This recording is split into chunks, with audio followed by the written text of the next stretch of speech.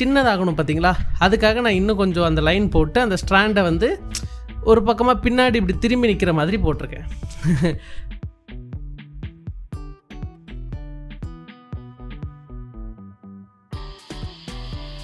So இந்த side வந்து அதே மாதிரியே ஒரு சின்ன ஃபைன் லைன், அந்த லைன் வந்து அந்த ஜடை எந்த பக்கம் போகிறதுங்கிற அந்த டைரக்ஷனை வந்து டினோட் பண்ணுறதுக்காக நம்ம போட்டுக்கலாம். ஒரு லைன், அதுக்கப்புறம் இன்னொரு ஜடை இருக்குது பார்த்தீங்களா, அது கொஞ்சம் அப்படியே இல்லாங்கிட்டடாக திரும்பி மேல் பக்கமாக போகிற மாதிரி போட்டுட்டு 2 பக்கமாக சிசியாக போட்டு நம்ம அந்த ஜடையை கம்ப்ளீட் பண்ணுவோம். எஸ், இதே மாதிரி நீங்களும் வரைகிறீங்க என் கூட சேர்ந்துனா இதே மாதிரியே நீங்கள் போட்டிங்கன்னா உங்களுக்கு அதே மாதிரியான அவுட்புட் கிடைக்கும்.